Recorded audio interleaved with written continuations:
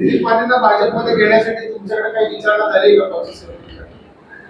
काय मला तर नाही भाऊ, मी कोण कार्यकर्ता, छोटा कार्यकर्ता, मला कशाला विचार दिलीप मानेंचा प्रवेश होणारच नाही हे स्पष्ट आहे. काय माहित नाही आपल्याला. जर बापू पक्षश्रेष्ठी मला जर पक्षश्रेष्ठीने तसं सांगितलं असतं तर मी विचार दिलीप मानेला घ्यावं का? तुमचा विरोध आहे का स्वागत? मी कशात पण पक्षाने जो निर्णय घेतलेला आहे तो मला मान्य आहे. जो संघर्ष केलाय कार्यकर्त्यांनी केलेला आहे आणि मी कुणाला विरोध बी केलेला आहे. माझी भूमिका एकच आहे, येणाऱ्याने 2-3 वर्ष निदान काम करावं, पक्षासाठी समाजासाठी काम करावं, त्याला सलाम करतो, त्याचं स्वागत करतो. आल्याला तिकीट मागणार असतील तर येऊ नका अशी माझी भूमिका.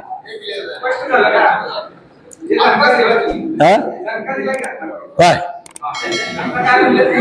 मी काय म्हणलं, पक्षाच्या ध्येयाप्रमाणे त्यागाची भूमिका असावी.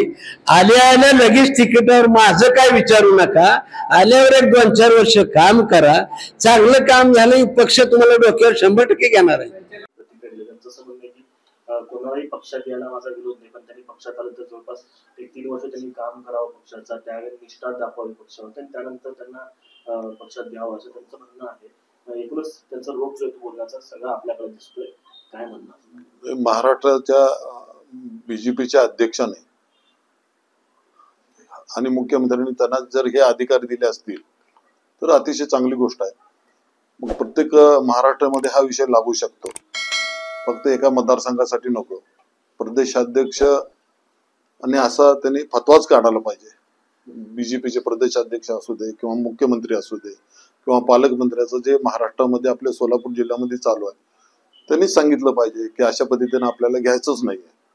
फक्त एका शहरापुरतं किंवा एका मतदारसंघापुरतं अशी आमदारांना जर अधिकार दिले असतील, मग शहराध्यक्ष, जिल्हा अध्यक्ष, महाराष्ट्राचे अध्यक्ष, देशाचे अध्यक्ष यांना काहीच अधिकार नाही असं तसं त्या पक्षात असं मला वाटतंय. पण तसं कोणी हे भाजपमध्ये तसं कोणी कोणाचं ऐकत नाहीये.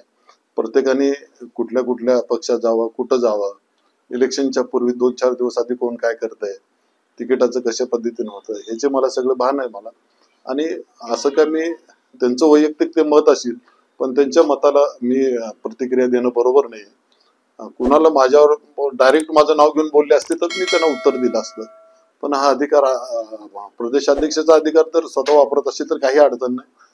प्रदेशाध्यक्ष याच्यावर आणि मुख्यमंत्री, पालकमंत्री याच्यावर ठरवतील.